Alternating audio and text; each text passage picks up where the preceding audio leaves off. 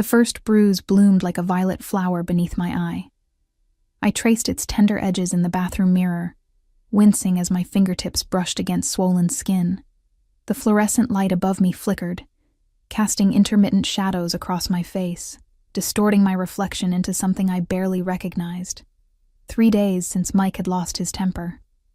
3 days of wearing concealer that never quite covered the evidence, of crafting excuses about clumsiness, of avoiding eye contact with concerned coworkers at the diner. Just a few more months, I whispered to my reflection, a few more months of double shifts, of sleeping on a lumpy mattress in a studio apartment with faulty heating, of saving every possible penny.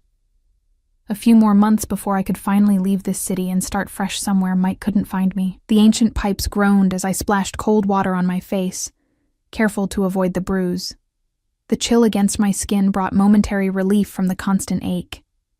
I patted my face dry with a threadbare towel that smelled faintly of mildew, no matter how many times I washed it.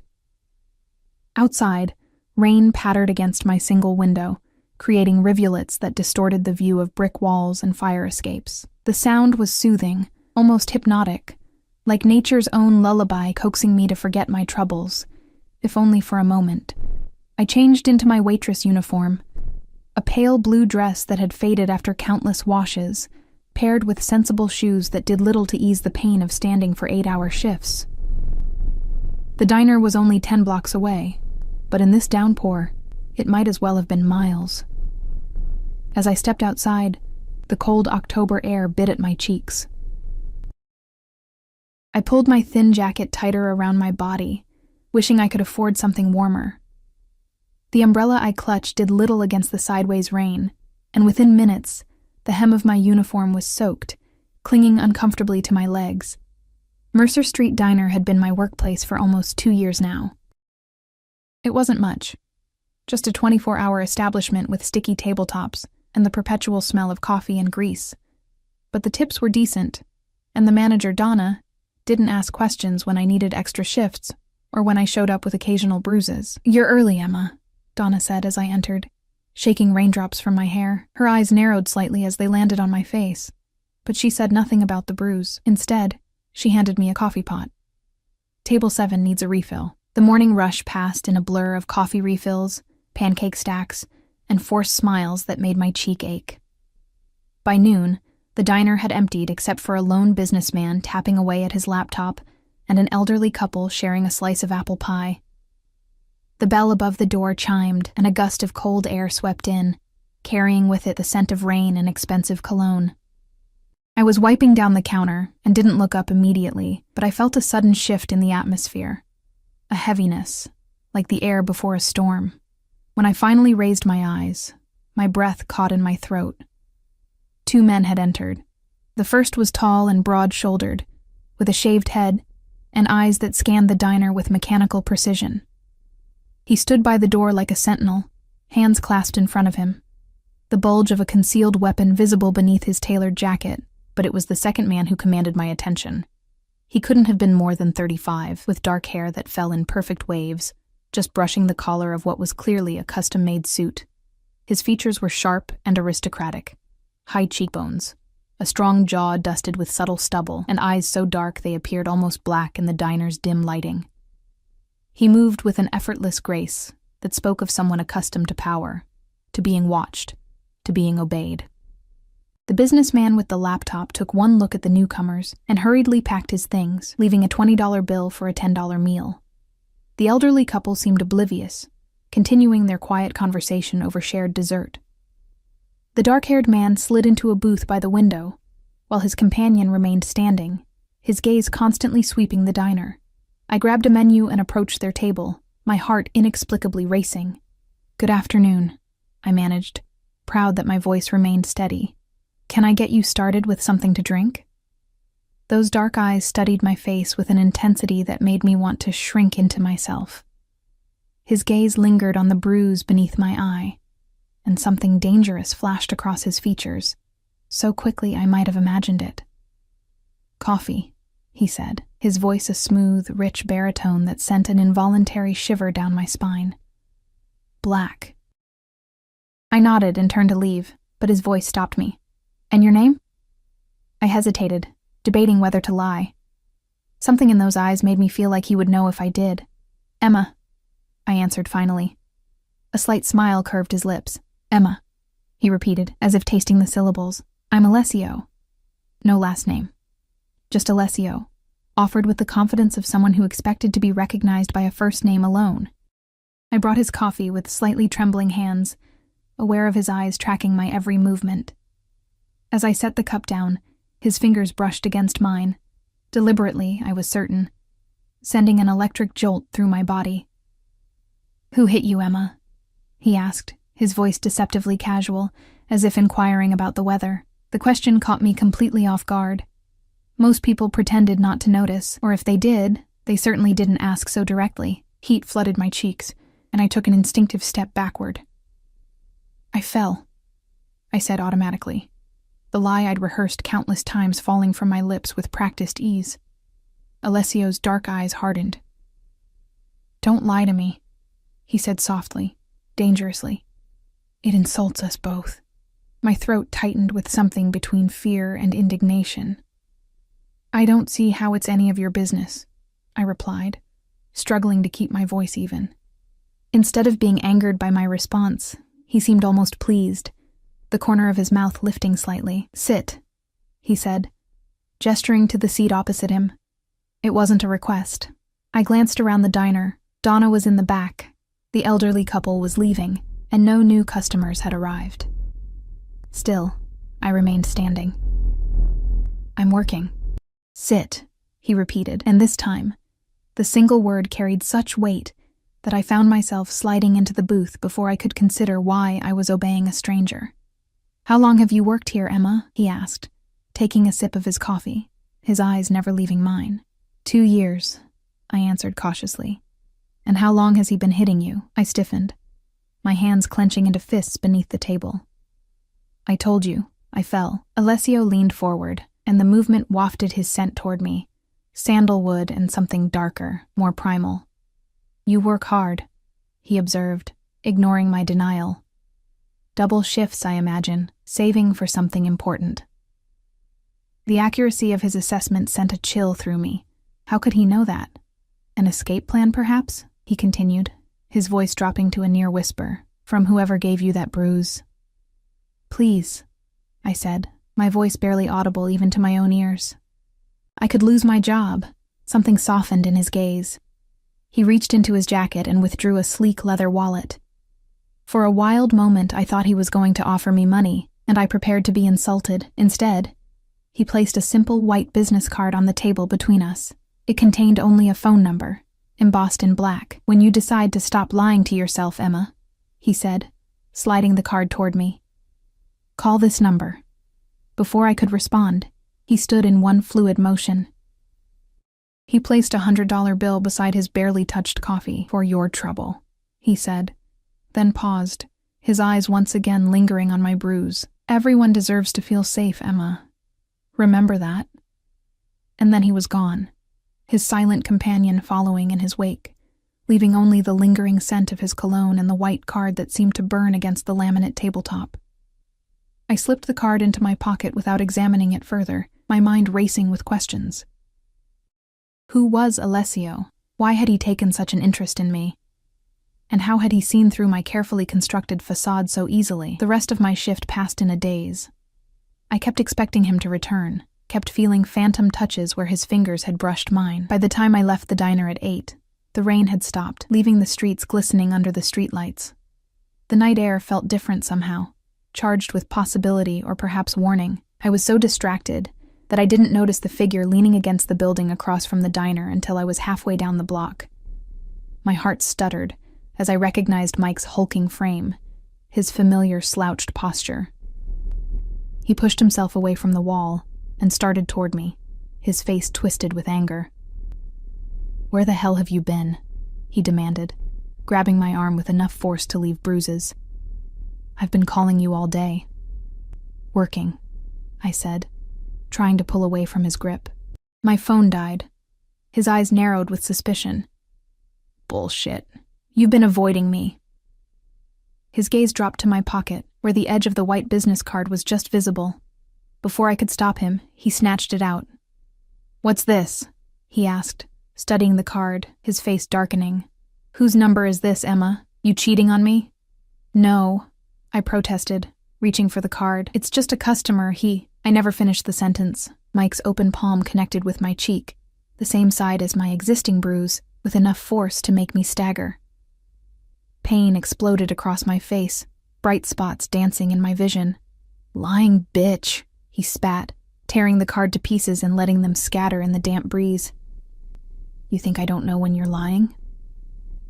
I backed away, tears blurring my vision, aware that we were on a public street, but equally aware that no one in this city ever intervened.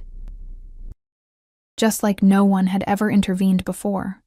"I'm sorry," I whispered, the words automatic, meaningless. Mike grabbed my arm again and started pulling me roughly in the direction of his apartment. "You're coming home with me tonight," he growled.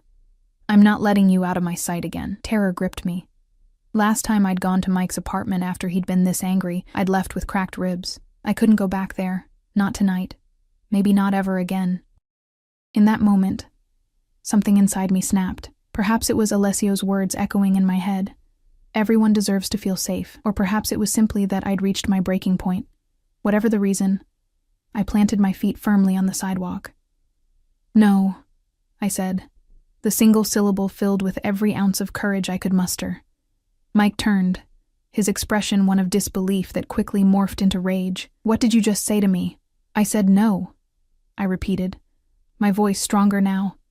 "I'm not going with you." His hand balled into a fist, and I braced myself for the blow I knew was coming. But before he could swing, a sleek black car with tinted windows pulled up beside us, its engine purring almost silently. The back door opened, and I caught a glimpse of dark eyes and an outstretched hand. "Emma," Alessio's voice called from within the car. "Get in."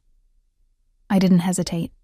I wrenched my arm from Mike's slackened grip and dove into the car, the door closing behind me with a solid thunk that felt like the period at the end of a chapter. The last thing I saw as the car pulled away was Mike's face, contorted with rage and confusion, growing smaller in the distance. Inside the car, the scent of leather and sandalwood enveloped me. Alessio sat opposite, watching me with those intense eyes. The man from the diner, clearly a bodyguard, was in the front passenger seat, while a driver I hadn't seen before navigated the vehicle smoothly through the city streets. "How did you find me?" I asked, my voice shaking. Alessio's expression was unreadable. "I never lost you," he replied simply, as if that explained everything. I should have been frightened. I had just escaped one dangerous man only to put myself in the hands of another. A stranger with powerful connections and an air of controlled violence. But as the adrenaline faded, leaving me trembling in its wake, all I felt was an overwhelming sense of relief. "Who are you?" I whispered. He studied me for a long moment before answering. "Someone who doesn't tolerate men who hit women," he said finally. "Someone who can make sure he never touches you again." The promise in those words should have terrified me. Instead, I found myself believing him, trusting him, despite every instinct for self-preservation I'd developed over years of disappointment and pain. "Who hit you, Emma?"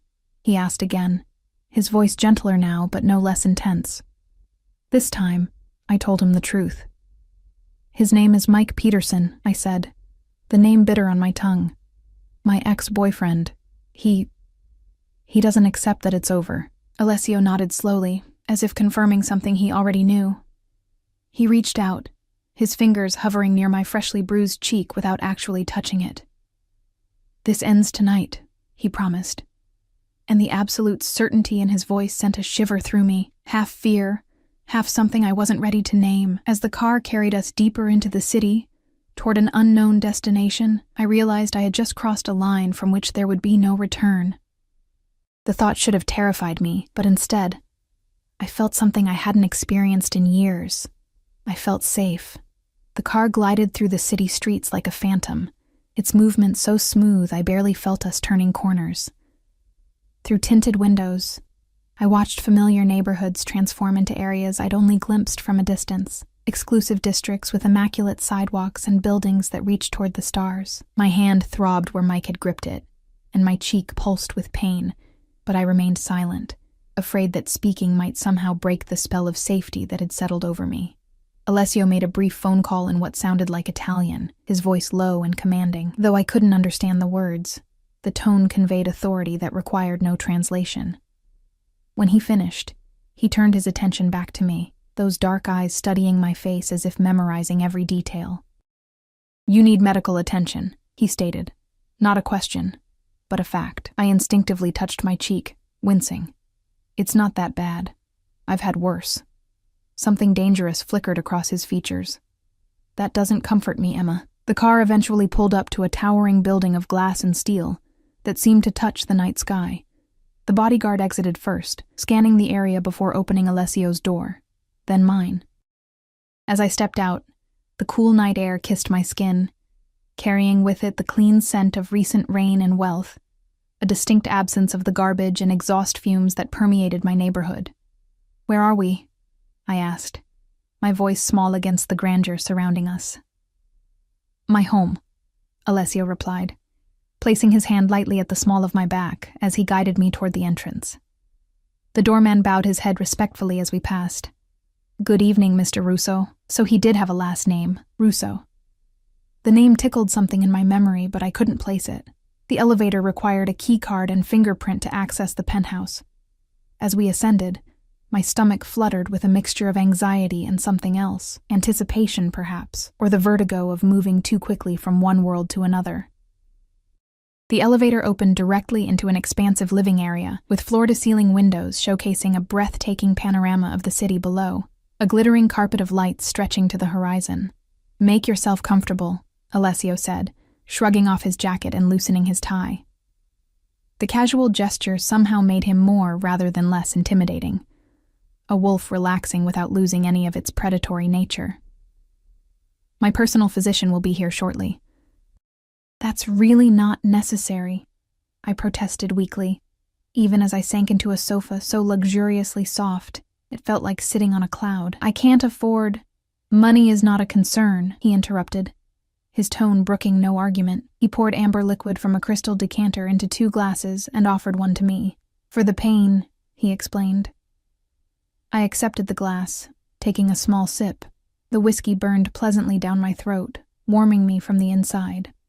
"Thank you," I said, realizing the inadequacy of the words. "For everything.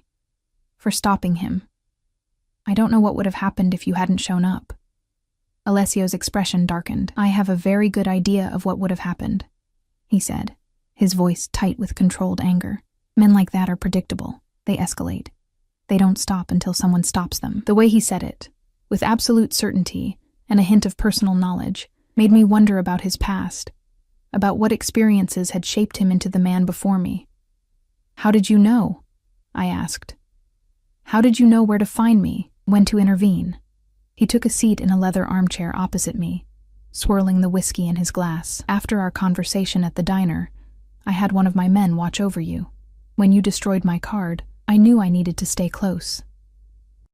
A chill ran down my spine. "You've been having me followed?" "I've been having you protected," he corrected, as if the distinction was obvious, and it's fortunate I did. Before I could formulate a response, the elevator chimed, and a distinguished-looking man with silver hair and wire-rimmed glasses stepped into the apartment, carrying a leather medical bag. "Alessio," he greeted with a slight Italian accent, before turning his professional gaze to me. "And this must be the patient." The next 20 minutes passed in a blur as the doctor examined my face, applied antiseptic that stung like fire, and confirmed that nothing was broken. He left me with pain medication, ointment for the bruising, and strict instructions to rest. Throughout the examination, Alessio never left the room, his eyes tracking the doctor's every move with an intensity that bordered on possessive. When we were alone again, an uncomfortable silence settled between us, filled with unasked questions. I broke it first. "I should go home," I said, though the thought of returning to my tiny apartment filled me with dread. "What if Mike was waiting for me?" "You'll stay here tonight," Alessio stated, not a suggestion but a command. Seeing my hesitation, he added, "In the guest room. You'll be safe." Relief and apprehension warred within me. "I have work tomorrow, early shift. Call in sick." I can't afford to lose a day's wages. Something like respect flickered in his eyes. I admire your work ethic, Emma, but you need to rest. As for the money, he waved a hand dismissively. Consider it handled. I bristled at this. I don't want your charity. A slow smile spread across his face. The first genuine smile I'd seen from him. It transformed his features from intimidating to devastatingly handsome. It's not charity when it's deserved, he said, but we can discuss compensation later, if it makes you more comfortable. He showed me to the guest room, a space larger than my entire apartment, with a king-sized bed draped in linens that probably cost more than I made in a month. An adjoining bathroom featured a shower with multiple jets and a bathtub deep enough to swim in. There are clothes in the dresser, Alessio said from the doorway. They should fit you well enough for tonight. I turned to face him, suddenly aware of the vast gulf between our worlds. Why are you doing this? I asked. The question that had been burning in my mind since he'd first noticed my bruise at the diner. Why help a stranger? Alessio studied me for a long moment, his expression unreadable. Get some rest, Emma, he said finally. We'll talk in the morning. With that, he closed the door, leaving me alone in luxury I'd never dreamed of experiencing. I found silk pajamas in the dresser, tags still attached, that fit perfectly, raising questions I was too exhausted to contemplate. After a shower that felt like standing beneath a warm waterfall, I slipped between sheets so soft they felt like a caress against my skin. Despite the strangeness of my surroundings and the tumultuous events of the evening, sleep claimed me almost instantly. Dreams came in fractured pieces. Mike's angry face, Alessio's intense eyes, a sense of falling, of being chased, of finally being caught. I woke with a gasp, disoriented in the darkness of an unfamiliar room. For a panicked moment, I couldn't remember where I was or how I'd gotten there. Then memories of the previous night flooded back, and I collapsed against the pillows, my heart still racing. The digital clock on the nightstand read 3:17 a.m. Through the floor-to-ceiling windows, the city spread below me like a map of stars, beautiful and distant. I slipped out of bed, drawn to the view, pressing my palm against the cool glass and feeling like I was floating above the world. The sound of voices, low, urgent, drifted from beyond my door. Curious, I padded silently across the plush carpet and pressed my ear against the wood. Alessio was speaking, his voice hard with an authority I hadn't heard from him before. I want every door in this city broken down if necessary, he was saying. Find him. Tonight, another voice responded, too low for me to make out the words. I don't care about jurisdiction, Alessio replied, a dangerous edge to his tone. This is personal now. He touched what's mine. What's mine? The possessive declaration sent a shiver through me. Half thrill, half warning.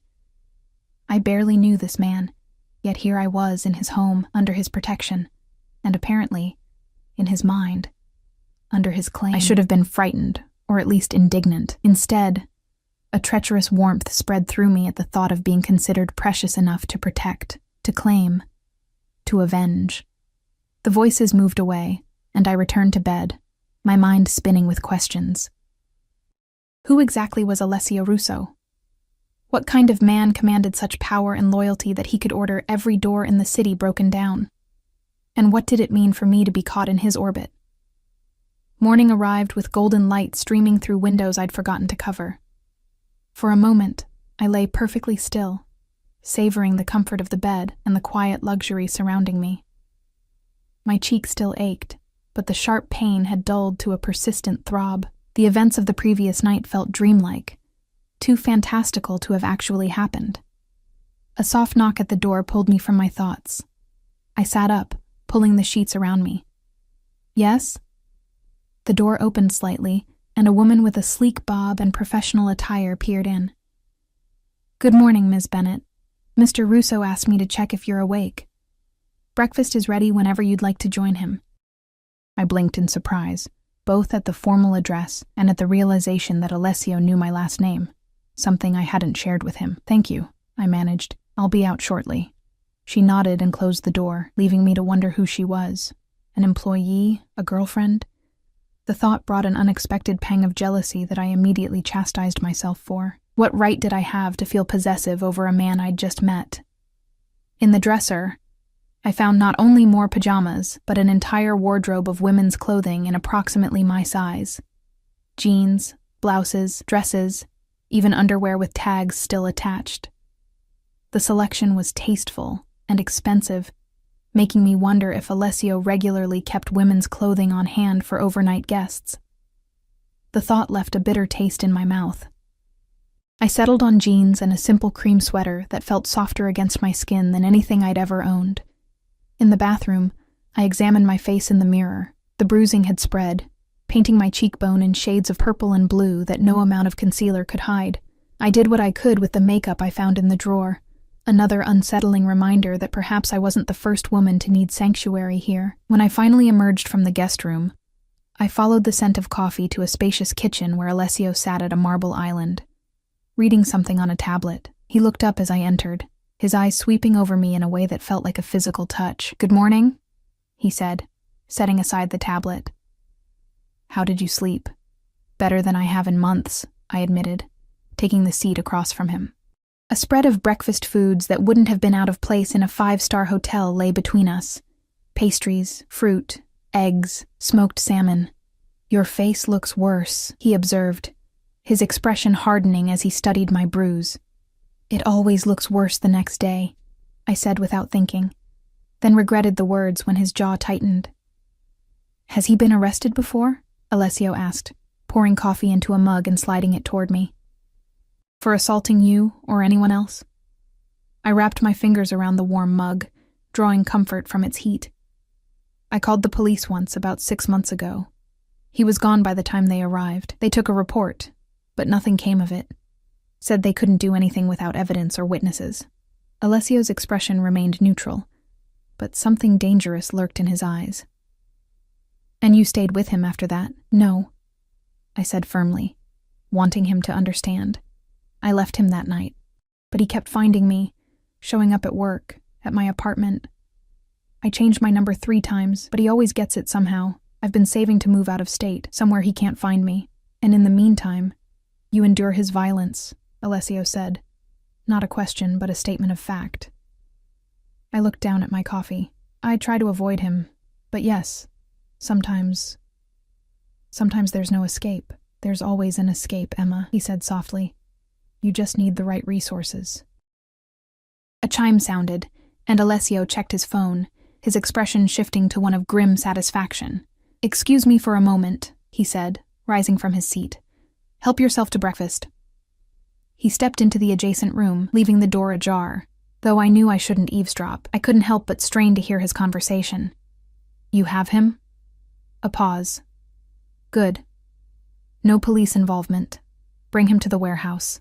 I want to handle this personally." My blood turned to ice. Those words, spoken with such casual menace, confirmed what I had suspected, but tried to ignore. Alessio Russo was dangerous, perhaps more dangerous than Mike had ever been. When he returned, his expression was composed, but there was an energy about him, a tightly coiled readiness that reminded me of a predator preparing to strike. "Is everything okay?" I asked, my voice steadier than I felt. "Everything is perfect," he replied, a cold smile playing at his lips. "In fact, I have some good news. Your problem has been located." The way he said it made my skin crawl with apprehension. "What does that mean? What are you going to do to him?" Alessio studied me, his head tilted slightly. "Do you care what happens to him? After everything he's done to you?" I swallowed hard. "I don't want anyone hurt because of me." "Even the man who did this?" he asked, gesturing to my bruised face. "Violence for violence solves nothing," I said, the words sounding hollow even to my own ears. Alessio leaned forward, his gaze intense. "Let me tell you something about men like Mike Peterson, Emma. They understand only one language: power. They prey on those they perceive as weak. They take and take until someone stronger stops them." His voice dropped lower. "I am that someone. Fear and something darker, more primal, twisted in my gut." "Who are you?" "Really?" He considered me for a long moment, as if weighing how much truth to reveal. "My family has certain business interests in this city," he said carefully. "We ensure that agreements are honored, that debts are paid, that order is maintained. The implication hung in the air between us. I had heard rumors, of course, everyone in the city had, about the families that controlled the underworld, whose influence extended into legitimate businesses, politics, even law enforcement. The Russos were one of those families.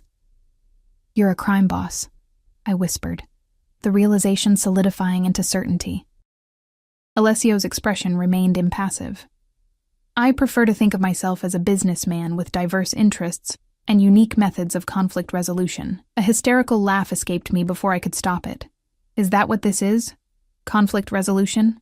"In its most efficient form," he confirmed, unruffled by my reaction. "By this afternoon, Mike Peterson will never bother you again. You have my word." The absolute certainty with which he made this promise chilled me to the bone. I stood abruptly, my chair scraping against the floor. "I should go. Thank you for your help, but I can't be involved in whatever this is." Alessio rose as well, moving with that fluid grace that seemed at odds with his dangerous aura. "You're already involved, Emma. The moment he laid hands on you in my city, this became inevitable." "Your city?" I repeated, backing away slightly. "I didn't ask for this. I didn't ask for you to what? Have him killed?" Something like disappointment flashed across Alessio's features. "Is that what you think of me? That I would kill a man for simply touching what's mine?" There it was again, that possessive claim that sent conflicting signals of warning and desire through my body. "I'm not yours," I said, my voice barely above a whisper. "You don't even know me." He moved closer, and I found myself backed against the kitchen counter, his presence overwhelming my senses. "I know enough," he said softly. "I know you're brave. I know you're a survivor. I know you deserve better than what life has given you so far." His hand reached up, fingers hovering near my bruised cheek without touching it. "And I know that from the moment I saw you in that diner, I couldn't look away." His proximity made it hard to think, to breathe. Alessio radiated heat and danger and something magnetic that pulled at me despite every warning bell sounding in my mind. The rational part of my brain screamed that I should run, that I'd escaped one violent man only to fall into the orbit of another, potentially more dangerous one. But another part, a part I was afraid to examine too closely, whispered that with Alessio, I felt seen in a way I never had before. "What do you want from me?" I asked, my voice barely audible even in the kitchen's perfect stillness. His dark eyes searched mine, looking for something I wasn't sure I could give. "First," he said, finally stepping back and giving me space to breathe, "I want you to trust me." A bitter laugh escaped me. "Trust you? I don't even know you. Everything about this," I gestured around the luxurious penthouse, "is completely foreign to me. And what little I do know suggests you're involved in things I've spent my whole life avoiding." Alessio's expression remained unreadable as he leaned against the opposite counter, creating distance between us that felt both like relief and loss. "Fair enough," he conceded. "Ask me anything. I'll tell you the truth." The offer hung between us, tempting and terrifying. There were so many questions burning in my mind, but I wasn't sure I wanted the answers. Knowledge was its own kind of danger. "Did you really have every door in the city broken down looking for Mike?" I asked finally, remembering the fragment of conversation I'd overheard. A ghost of a smile touched his lips. "Not quite every door, but enough. I have people throughout the city. When I give an order, it gets done." "And what exactly are you planning to do with him now that you've found him?" Alessio studied me for a long moment. "Do you really want to know? Did I?" The question echoed in my mind. Part of me wanted Mike to suffer, as he'd made me suffer. Part of me recoiled at the thought of being responsible for whatever fate Alessio had planned for him. But ignorance wouldn't absolve me of complicity. "Yes," I said, lifting my chin despite the fear coiling in my stomach. "I want to know." Alessio nodded, as if my answer had confirmed something important. "I'm going to make sure he understands the consequences of his actions," he said carefully. "I'm going to ensure he never comes near you again. But I'm not going to kill him, if that's what you're afraid of." Relief washed through me, quickly followed by skepticism. "Just like that?" You'll rough him up and he'll leave me alone forever? It's not that simple. It is when you have resources, Alessio replied. Men like Mike respond to power and fear. I have plenty of both to spare. Before I could respond, a discreet knock sounded at the door to the kitchen. The woman with the sleek bob from earlier entered, her expression professionally blank. Excuse me, Mr. Russo, but Mr. Conti is on the line. He says it's urgent. Alessio's jaw tightened imperceptibly. Tell him I'll call back. He insisted, sir. He mentioned the situation at the docks. A flash of annoyance crossed Alessio's features, but he nodded. I'll take it in my office. Make sure Ms. Bennett has everything she needs. As he left, the woman, clearly some sort of assistant, turned to me with a polite smile that didn't quite reach her eyes. Is there anything I can get for you, Ms. Bennett? Actually, I was hoping to leave, I said, gathering my courage. Could you call me a cab? Her smile remained fixed. I'm afraid Mr. Russo has instructed that you remain here for your safety. He shouldn't be long. The polite phrasing didn't disguise the truth. I was effectively being held, if not quite against my will, then certainly without my explicit consent. A cold feeling settled in the pit of my stomach. I see, I replied, forcing myself to remain calm. Then I'd like to go back to the guest room if that's all right. Of course. She gestured toward the hallway. Please let me know if you need anything else. Back in the guest room, I paced anxiously, trying to make sense of my situation. I was in the penthouse of a man who had all but admitted to being a crime boss. A man who had ordered the city turned upside down to find my abuser. A man who clearly had some sort of claim on me that I didn't fully understand. The rational course of action would be to leave as soon as possible, to grab my belongings and run far from both Mike and Alessio. But where would I go? My apartment wasn't safe. I had no family to turn to, no friends close enough to shelter me. And the money I'd saved, while substantial, wouldn't last long if I had to start over completely without a job or references. A light knock at the door interrupted my spiraling thoughts. Come in, I called, expecting the assistant again. Instead, Alessio entered, his expression troubled. I apologize for the interruption, he said, closing the door behind him. Business sometimes requires immediate attention. Am I a prisoner here? I asked directly, tired of dancing around the truth. Surprise flickered across his features. Of course not. Why would you think that? Your assistant made it clear I'm not to leave. Alessio frowned. Sophia is overzealous in her interpretation of my instructions. I asked her to ensure you were comfortable and had everything you needed while I was gone. You're free to leave anytime you wish. He paused, his expression softening. Though I hope you'll choose to stay, at least until we've resolved your situation. The sincerity in his voice made me want to believe him, but doubt lingered. And what exactly is my situation, as you see it? Alessio moved further into the room, maintaining a respectful distance. You're being stalked and assaulted by a man who doesn't respect your boundaries or your safety. You're working multiple jobs to save enough money to escape. You don't have anyone to turn to for protection. His eyes held mine steadily. How am I doing so far? The accuracy of his assessment stung. What do you propose, then? Let me help you, he said simply. Stay here while I ensure Mike Peterson is no longer a threat. Let me offer you the protection you deserve. And what do you get out of this arrangement? I asked, because nothing in life came for free.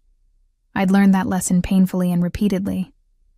Alessio's lips curved in a smile that was both charming and predatory. Your company for now. The rest, we'll see. The implication hung in the air between us, neither acknowledged nor denied. He wanted me. That much was clear from the heat in his gaze when it traveled over me. But there was something else too, something possessive and protective that went beyond mere physical attraction. I need time to think, I said finally. He nodded. Take all the time you need. In the meantime, there's someone I'd like you to meet. He gestured toward the door, if you're willing. Curiosity overcame my hesitation. Who? Someone who might help you understand my world a little better. I followed him out of the guest room, through the expansive living area, and into what appeared to be a home office. A woman waited there, perhaps in her late 50s, elegant in a tailored suit with silver streaking through her dark hair. She stood when we entered, her eyes, so similar to Alessio's, assessing me with keen intelligence. "Emma, this is my mother, Sophia Russo," Alessio said, a note of warmth in his voice I hadn't heard before. "Mama, this is Emma Bennett." "So you're the girl who's caused such a stir," Sophia said, her Italian accent more pronounced than her son's. She approached me, taking my hands in hers. "My son has turned the city upside down for you." I felt heat rise to my cheeks, painfully aware of my bruised face and borrowed clothes. "I didn't ask him to," I said, then winced at how ungrateful it sounded. To my surprise, Sophia laughed, a warm, genuine sound. "Of course you didn't. My son has always done exactly as he pleases." She released my hands and touched my bruised cheek with gentle fingers. "This man who hurt you, he'll never touch you again. The Russo family protects its own." "I'm not," I began, but she waved away my protest. "You're here, aren't you?" she said, as if that settled the matter. "Alessio, leave us." I wished to speak with Emma alone. Something passed between mother and son. A silent communication I couldn't decipher. After a moment, Alessio nodded. "Don't frighten her, Mama," he said, a hint of amusement in his voice before he left, closing the door behind him. Sophia gestured to the sitting area near the window. "Come, let's talk." I followed her, perching on the edge of a leather chair while she settled gracefully onto the sofa opposite. "Mrs. Russo." "Sophia, please," she interrupted. Mrs. Russo was my mother-in-law, and that woman terrified me for 30 years. She smiled, the expression warming her austere features. "My son has never brought a woman to meet me before." The revelation surprised me. Never. "Oh, he's had women," she said with a dismissive wave. "Beautiful, sophisticated women who understand his world and accept it without question. But he's never brought one home, never asked for my opinion, never looked at one the way he looks at you." I didn't know how to respond to that. I barely know him. "And yet, here you are," she pointed out. "In our home, wearing clothes he selected for you, accepting his protection." "I didn't have many options," I said defensively. Sophia's expression softened. "We rarely do, as women. The choices we make are often between bad and worse. But sometimes, if we're lucky, we find someone who can offer us something better." She leaned forward, her dark eyes, so like her son's, intent on mine. "My husband was like Alessio, powerful, dangerous to his enemies, fiercely protective of what he considered his. He wasn't always an easy man to love, but he made me feel safe in a world that had never been kind to me. Is that what you think I should do? Love your son because he's offering me protection?" "No," she replied firmly. "I think you should decide what you want your life to be, and whether Alessio can help you achieve it. But understand this, if you accept what he offers, you accept all of him, the darkness, as well as the light." The honesty was refreshing after so much careful maneuvering.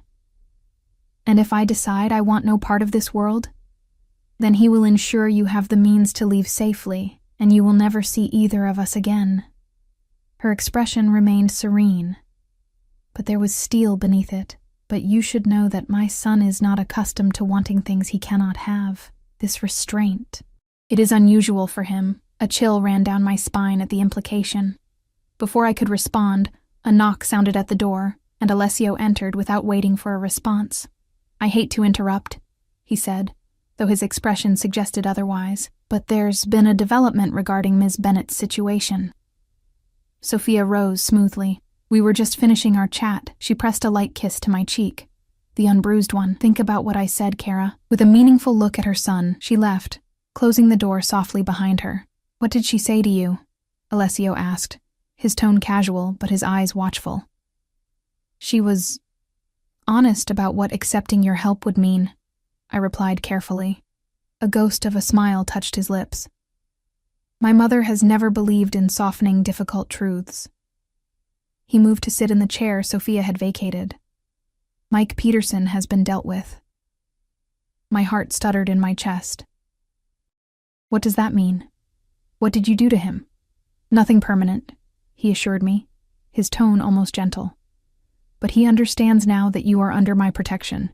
He won't bother you again." "Just like that?" I couldn't keep the skepticism from my voice. Just like that, Alessio confirmed. He's also been persuaded to leave the city. Tonight.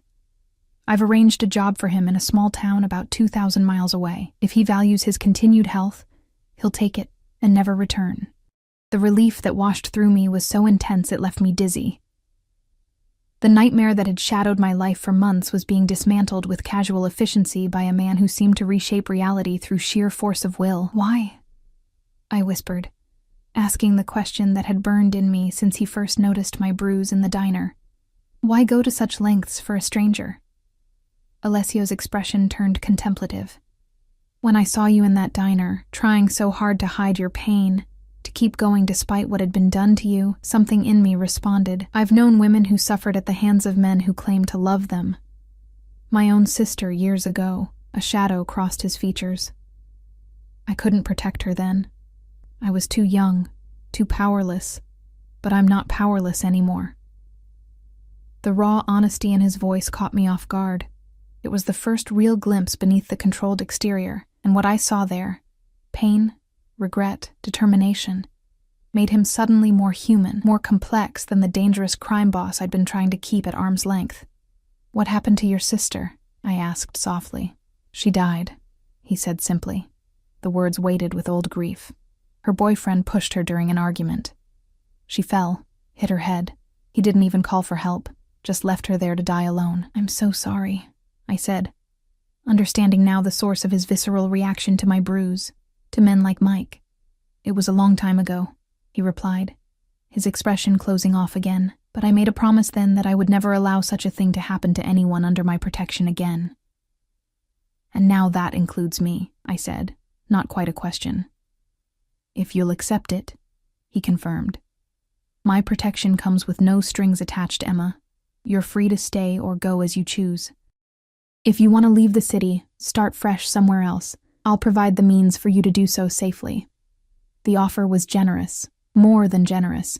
It was everything I'd been working toward, handed to me without condition. So why did the thought of taking it, of walking away from Alessio Russo and never seeing him again, leave me with an unexpected sense of loss? And if I stay? I asked, my heart pounding in my chest. Something darkened in his gaze. Hunger, possession, something primal and magnetic. Then we explore what's between us at whatever pace you set. No pressure, no expectations beyond what you're comfortable with. Your mother seems to think you're not used to restraint, I said, watching his reaction carefully. A slow smile spread across his face. My mother knows me too well, but for you, I'm willing to learn patience. The promise in those words sent heat spreading through me. This was dangerous. He was dangerous. And yet, for the first time in longer than I could remember, I felt something like hope flickering to life inside me. I need time, I said finally. To think, to process everything that's happened. Alessio nodded, as if he'd expected nothing less. Take all the time you need. The guest room is yours for as long as you want it.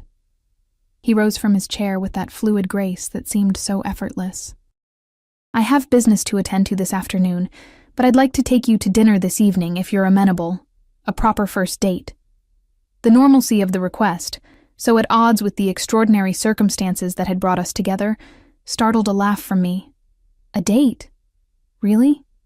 His smile widened, transforming his face from intimidating to devastatingly handsome. Really? I find I want to know everything about you.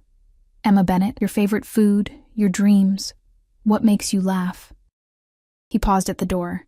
Say yes. Despite everything, the danger he represented, the world he belonged to, the whirlwind of the past 24 hours. I found myself nodding. Yes. The look of genuine pleasure that crossed his features made him seem younger, almost boyish for a moment. 8 o'clock, he said, then left me alone with my thoughts and the dizzying sense that my life had been irrevocably changed. Left alone in Alessio's office, I moved to the window, gazing out at the city sprawled below like a miniature kingdom. From this height, everything looked orderly and perfect. So different from the chaotic, often brutal reality at street level. I wondered if this was how Alessio saw the world. Distant, manageable, subject to his control. The door opened behind me, and Sophia's assistant, Not Sophia herself, as I'd momentarily hoped, entered with a polite smile. "Ms. Bennett, I've been asked to assist you with anything you might need for this evening. Mr. Russo has arranged for a selection of clothes to be delivered. They're in the guest room whenever you'd like to look through them." I followed her back to the guest room, where I found not just a selection, but what appeared to be an entire boutique's worth of designer dresses, shoes, and accessories laid out on the bed. Price tags had been discreetly removed, but I recognized enough brands to know that the collection represented more money than I made in a year. "This is too much," I said, running my fingers over a midnight blue silk dress that caught my eye despite my reservations. "Mr. Russo wanted to ensure you had options," the assistant replied neutrally. "He also arranged for a stylist and makeup artist to help you prepare, if you'd like." The extravagance was overwhelming, almost suffocating. Was this how Alessio solved all problems? With an overwhelming display of resources that left no room for refusal? "Please thank Mr. Russo," I said carefully. "But I don't need all this. Just the makeup artist, perhaps. My bruise would require professional help to conceal for the evening." The assistant nodded, seemingly unsurprised by my partial refusal. "Of course. I'll arrange for someone to come at 6:30. Is there anything else you need in the meantime?" I hesitated, then decided to take a risk. "Actually, I'd like to go to my apartment to collect some personal items. Would that be possible?" Something flickered in her expression, uncertainty perhaps. "I'll need to check with Mr. Russo. Security considerations, of course," I interrupted. My suspicion confirmed. Despite his assurances, I wasn't quite as free as Alessio wanted me to believe. "In that case, I'd like to rest until this evening. It's been a lot to process." Once alone, I paced the room, feeling increasingly like a bird in a gilded cage. The freedom Alessio had promised came with invisible strings, protection that bordered on possession, generosity that threatened to become control. And yet, there was something about him, a glimpse of vulnerability beneath the power, a genuine concern beneath the possessiveness, that kept me from simply walking away. I selected the midnight blue dress that had caught my eye earlier, along with more modest accessories than what had been provided. If I was going to have dinner with Alessio Russo, I would do it on my own terms, not as a display of his wealth and influence, but as myself. The makeup artist arrived promptly at 6:30, a cheerful woman who chatted about everything and nothing as she worked miracles with concealer and foundation, transforming my bruised face into something presentable. By the time she finished, only the faintest shadow remained visible beneath expertly applied makeup.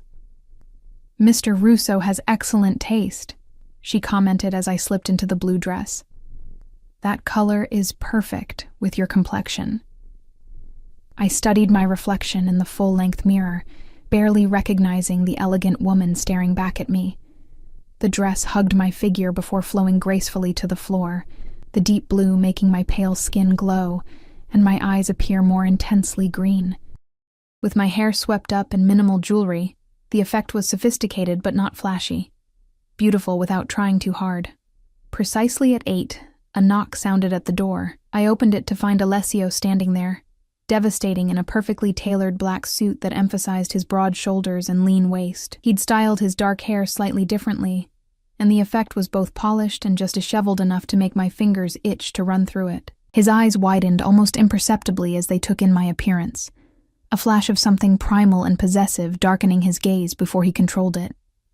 "You look breathtaking," he said, his voice a touch rougher than usual. "Thank you," I replied, pleased despite myself at his reaction. "You clean up pretty well yourself." A ghost of a smile touched his lips. "I try." He offered his arm.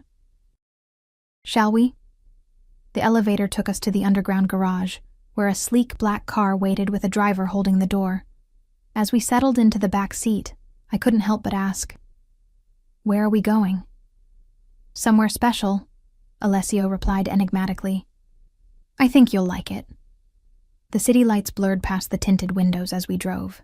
I expected us to head toward the exclusive restaurant district downtown, but instead, we turned toward the waterfront, eventually pulling up to what appeared to be a private marina. "This isn't a restaurant," I observed as Alessio helped me from the car. "No," he agreed, guiding me toward the pier where a stunning yacht was docked, its white exterior gleaming under the moonlight. I thought we might enjoy more privacy for our first date. I hesitated. A yacht meant complete isolation. No witnesses, no easy escape if things went wrong. As if sensing my unease, Alessio squeezed my hand gently. My chef has prepared dinner, and there are crew members aboard. We're not alone, he assured me, and we'll stay docked if that makes you more comfortable. The consideration in his voice eased my concern somewhat. I nodded, allowing him to lead me up the gangway onto a deck that could have graced the pages of a luxury magazine.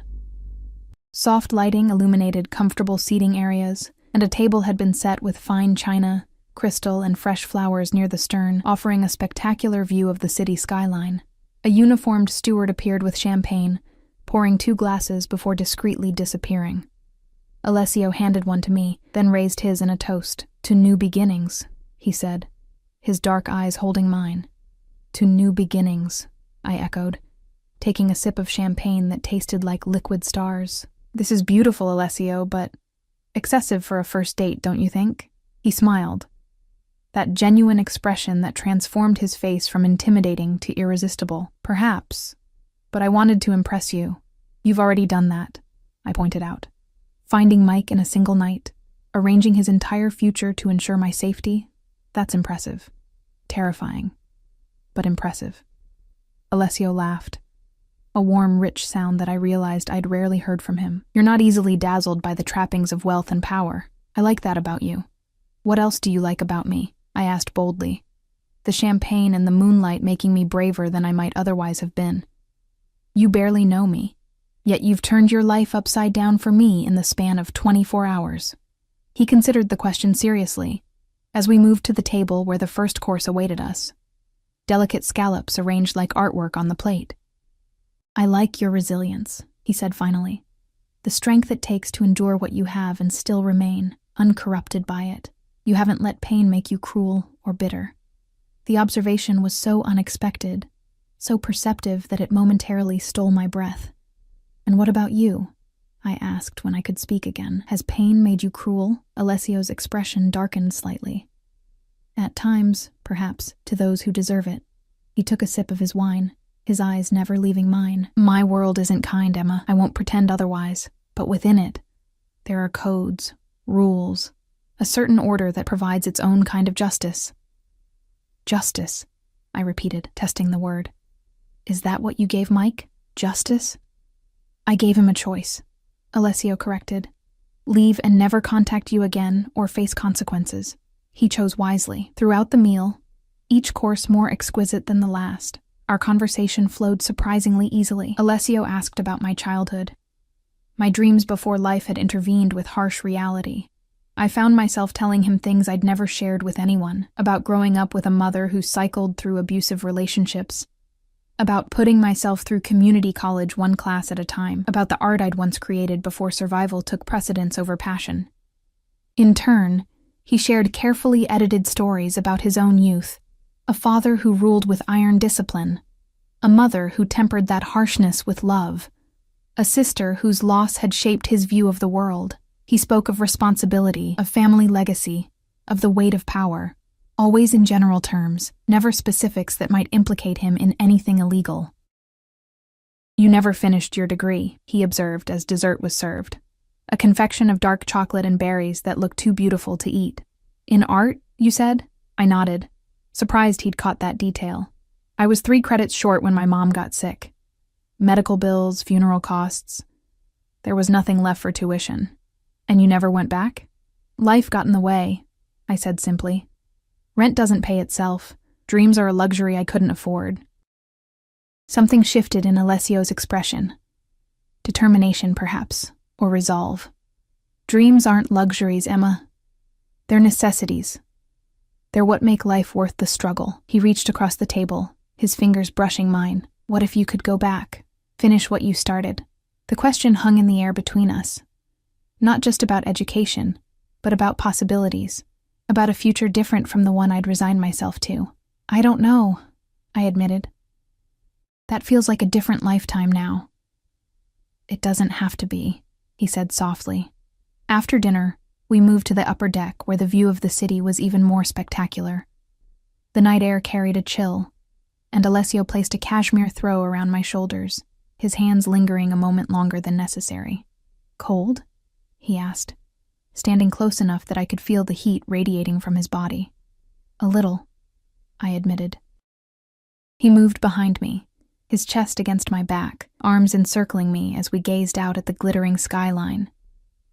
I should have felt trapped by the embrace, but instead, I felt oddly safe, protected. His chin rested lightly on the top of my head, and for a moment, we simply existed together in comfortable silence. "You never answered my question from earlier," I said finally. "Why me? Out of all the women in this city, why did I catch your attention?" I felt, rather than saw his smile. "Because you looked at me without fear or calculation," he said, his voice a low rumble against my back. "Do you know how rare that is in my world? People either fear me or want something from me. You just saw me." "I see you now too," I said, turning in his arms to face him. "The good and the bad, the protector and the predator." His eyes darkened at my words. "And which do you prefer?" "I think they're inseparable," I replied honestly. "One doesn't exist without the other." Something like approval flickered across his features. Slowly, deliberately giving me time to pull away, he lowered his head until his lips hovered just above mine. "May I?" he asked, his breath warm against my skin. In answer, I rose on tiptoes and closed the distance between us. The kiss began gently, a question, an exploration, but quickly deepened as Alessio's control slipped. His hands tangled in my hair, dislodging pins until it fell loose around my shoulders. My arms wound around his neck, pulling him closer as heat bloomed between us, consuming rational thought. When we finally broke apart, both breathless, Alessio rested his forehead against mine. "I should take you home," he said, his voice rough with restraint, "before I forget myself entirely." The honorable gesture only made me want him more. "And if I don't want to go home yet?" His eyes searched mine, looking for certainty. "Emma, I want there to be no doubt in your mind, no regrets tomorrow." The consideration touched me deeply. This man, who commanded such power, who could take whatever he wanted, was giving me complete control over what happened between us. "Take me back to the penthouse," I said softly. "We'll decide there."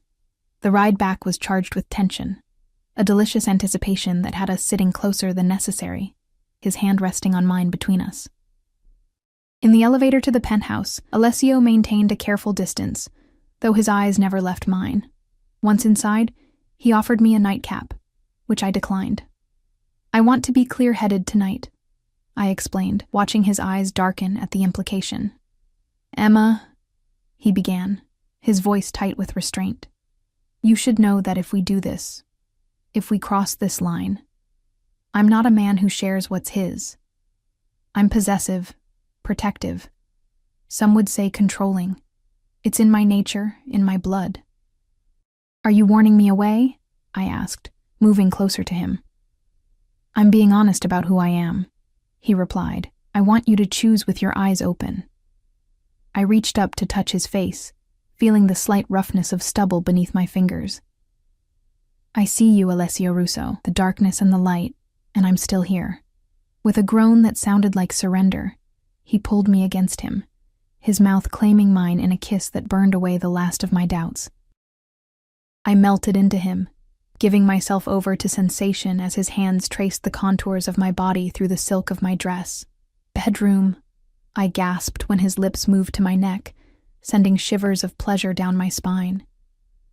He lifted me effortlessly, carrying me down the hallway not to the guest room I'd occupied, but to the master suite, a spacious sanctuary dominated by a massive bed. As he laid me gently on the dark sheets, I had a fleeting thought that this was a point of no return.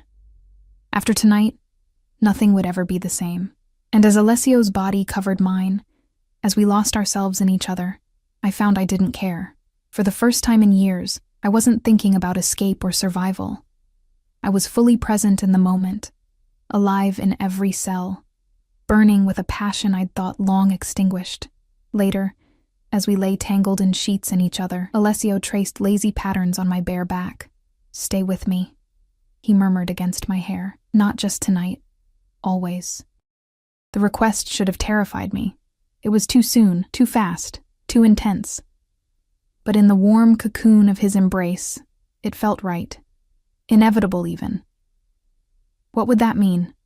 I asked, propping myself up on one elbow to see his face. Being with you? His expression was more open, more vulnerable than I'd ever seen it. It means protection, security, never having to struggle or fear again. It means a life of comfort, of possibilities. His hand cupped my cheek gently. It means being mine, Emma, completely. And in return? I pressed. What do I give you? Loyalty, he said immediately. Discretion. Understanding of certain aspects of my business that can't be discussed outside these walls. His thumb brushed my lower lip. And this. Your heart. Your body. Your truth. No masks between us. No lies. It was a seductive offer. A life beyond my wildest dreams in exchange for loving a dangerous man. But I wasn't naive enough to think it would be simple. Your world is violent, Alessio. Would I have to become violent too, to survive in it? He shook his head. You would be separate from that part of my life. Protected from it. His eyes held mine intently. I would never ask you to compromise who you are, Emma.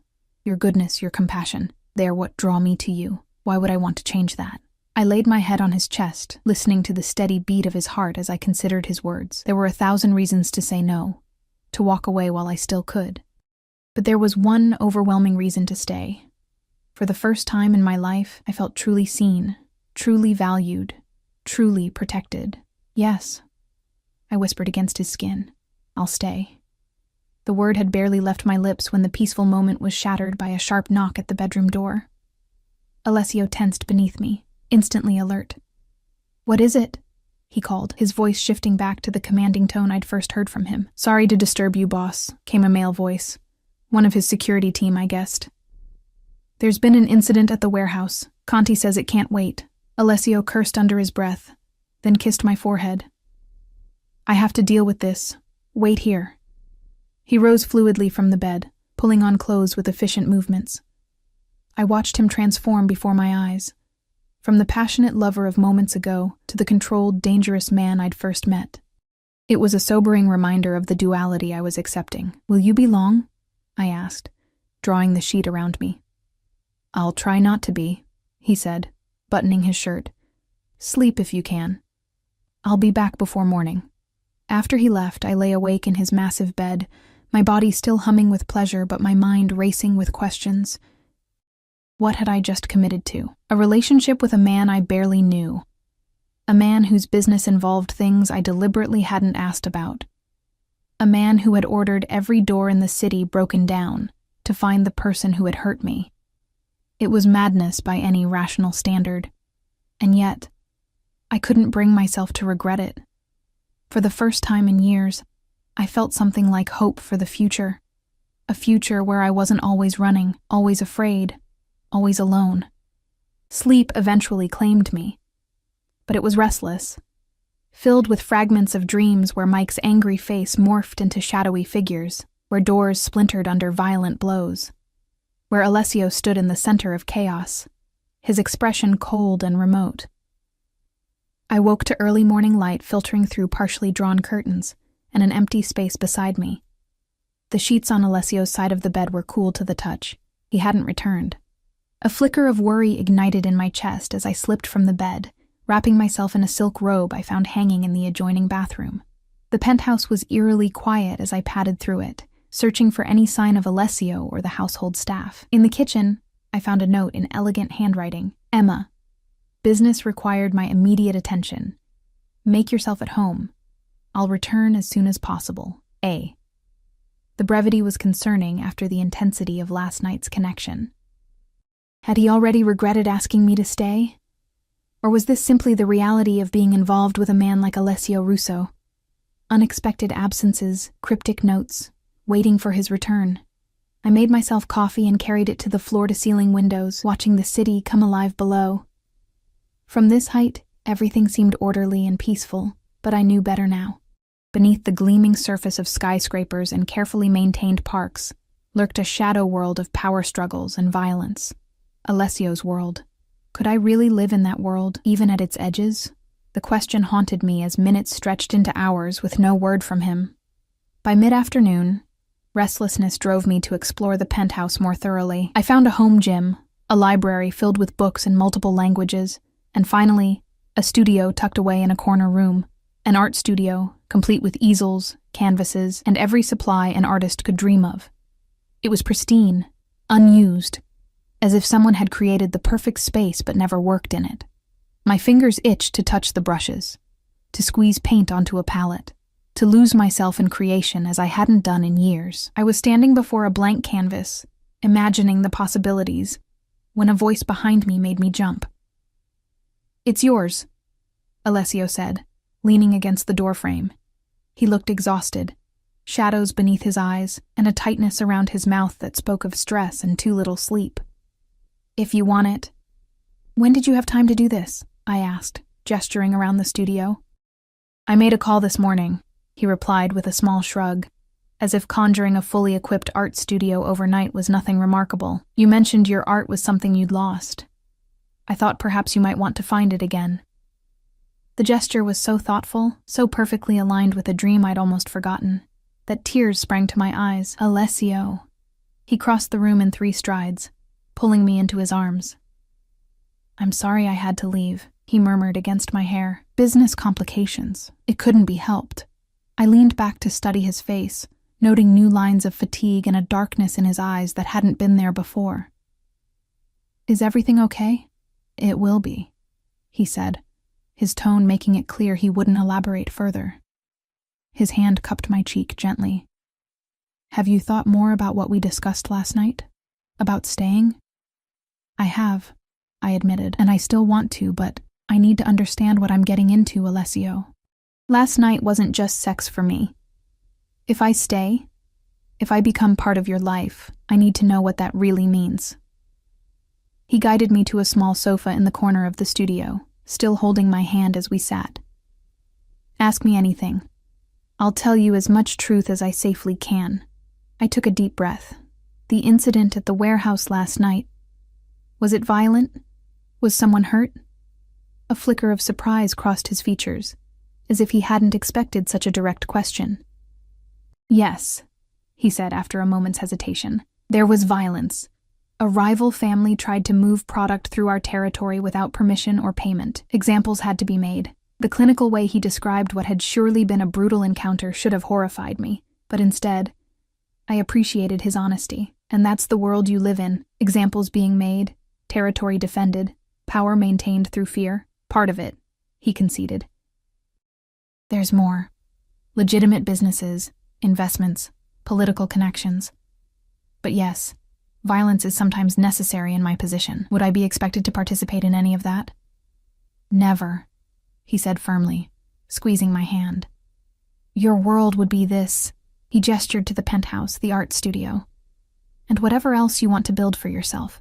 Education, career, charity work, anything that fulfills you. I want you happy, Emma, not compromised." "But I'd know," I pointed out. "I'd know what paid for all this luxury, what you were doing when you disappeared in the middle of the night. Could I live with that knowledge? Could you live with my knowing it?" Alessio's dark eyes held mine steadily.